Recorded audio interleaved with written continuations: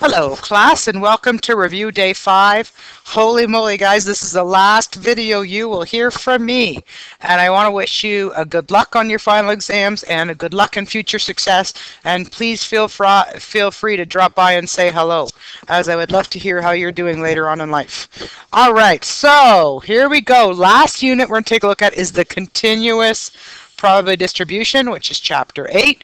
So just remember that you need to know the types of distribution, if it's skewed or symmetrical, uniform, exponential, bimodal, what each of those look like.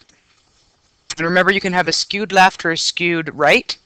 Okay, that's where the tail is on those. So we took a look at exponential distribution. Your formula for that is in the on the formula sheet. Okay, and you have to make sure that k equals 1 over mu, right? Okay. Then after that, we got into normal distribution. Now, normal distribution is your bell curve.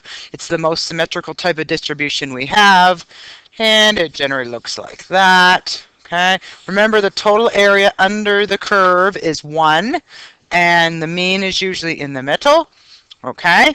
Your 68, 95, 99.7 rules tell you that within one standard deviation, we have 68% or 34 on each side, right? Okay, and then we go to 2 standard deviations. It's 95%, and then 90. Third standard deviation, which is most of it, that is your 99.7. Remember that there's still a 0.15 on each side that isn't accounted for, just because those are the asymptotic behaviors at the end. All right, make sure you know how to do probability questions. When to use z-scores versus when to use your general rule. Remember, in order to use those general rules, you have to be on the boundaries of your standard deviations. Otherwise, you're using z-scores. Make sure you know how to do the backwards way, where I give you the probability or the percentile. You can work backwards and find, your score on the test, for example. Remember that continuity correction, it applies to any type of discrete data. So number of something. Okay, and remember, you go 0.5 above and 0.5 below and 0.5 above to correct that. Okay? All right, example 1. The amount of money that a prom goer spend on their prom outfit is normally distributed with a mean, so average of $220. That's including, hair, shoes, outfit, etc. And maybe that's low, maybe that's high. You let me know. With a standard deviation of $80. Some people buy cheaper quality, some people want the fancy stuff. Okay? What is the probability that a randomly selected person will spend less than $100? Okay? Well, first of all, you could take a look and see if these fall on your standard deviation, on your normal distribution curve. You could take a look at that. And if you take 220, okay, and you keep subtracting 80, and 80, you're going to find that it won't be on your, the number 100 won't be on your even standard deviation. So I'm going to use z-scores. So the question tells us that the mean is 220. Standard deviation is $80. Okay, so let's use our z-score. So remember, your z-score formula is in the first part of your formula sheet, and hopefully you know where to find that. Okay, if not, see me and I can help you. So let's enter in what we know. So what we're trying to do is less than 100, and less than is works well for your z-scores. Okay, so 100 minus 220, all divided by 80. So your z value equals negative 1.5. So don't forget proper communication. Probability when x is less than 100.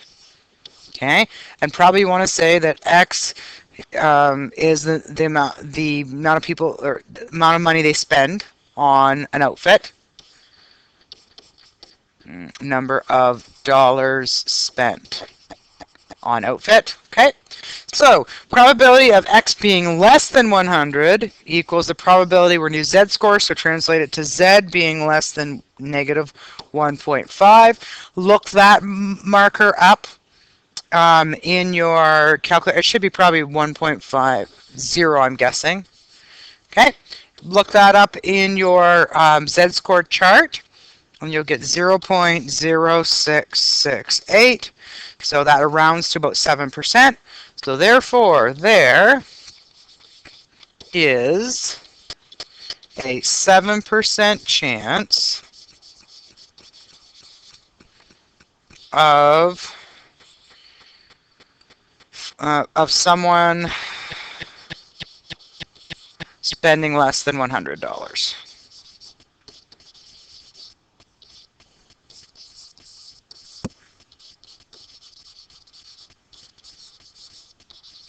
Yeah, I know prom is fun, but hopefully you can reuse your outfit or parts of your outfit so that it's not so hard on you, on your bank account. All right, and by the way, if you haven't already had prom, have fun at your prom and be safe. Please have a good ride home. Okay, taking a look here, example 2, 42% of a sample of 60 CHSS prom goers said they'd chip in for the handsome cab ride. What is the probability that the majority of them said they'd chip in? Well, first of all, we talked about 60 people. Majority means it has to be what? X has to be greater than 30, because that means more of majority. Okay? But then we got to take a look, majority of them, and that means prom goers. So that means number of people. So that tells us we have discrete data. And whenever we have discrete data, we need to do what? The continuity correction. So therefore, CC. All right. So what we're going to do, folks, is if we take a look at our books, okay, and we know that in the middle, we have 30, okay? So what we need to take a look at, it can't be anything in 30, so the continuity correction is what? Is outside of it. So probability where X is less than 30, sorry, greater than 30 because majority, my fault. I said that wrong, okay, equals our Z-score. So we got to go probability where Z, okay, and we've got to take a look at this.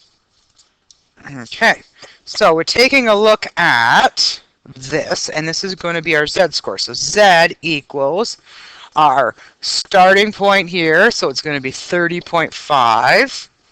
So 30.5 subtract 25.2, and then divide it by our standard deviation, which is the square root. So leave the square root in there. Okay. All right. So plug that in. You should get Z equals 1.39.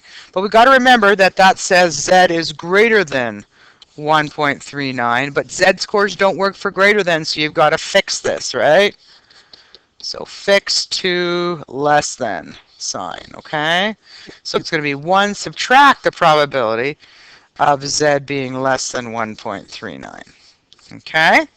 All right, now you look this probability up in your chart on your Z scores. You get 0.9177, but don't forget to subtract that from 1, which is a common error I see on the exam, and that becomes 0.0823.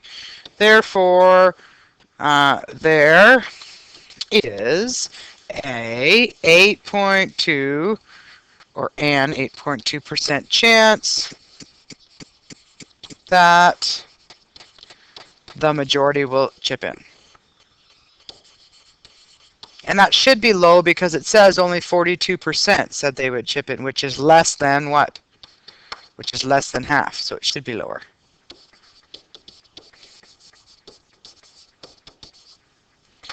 Okay, let's take a look at our next one.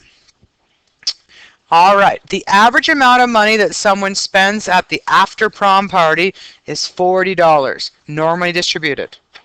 So we got the average, so we know already that our mean equals $40, okay? With a standard deviation of $10, okay? If you are at the 85th percentile, how much money did you spend? So this is the backwards one, working backwards. So the first thing we want to do is write that we're going to work backwards.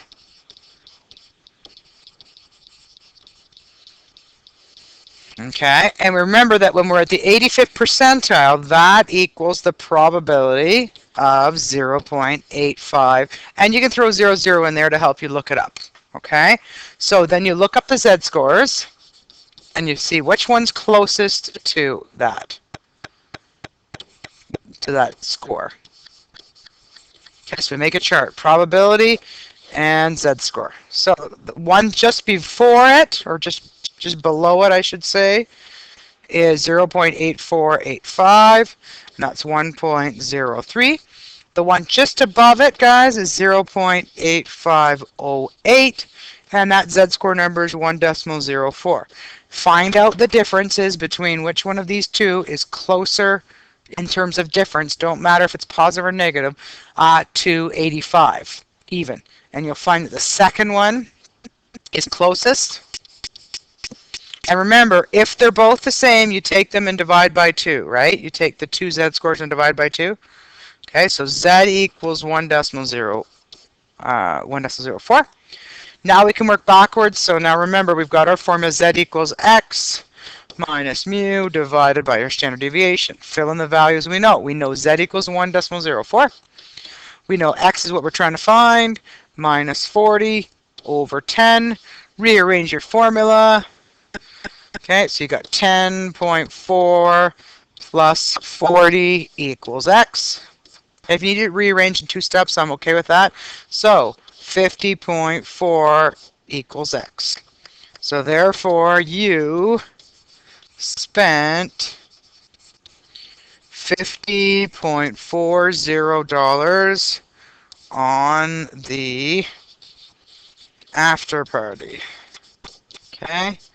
Please do me a favor, no matter what parties you go to or how much fun you have in the future, please be safe, guys. It drives me crazy to watch people get in unsafe vehicles, okay?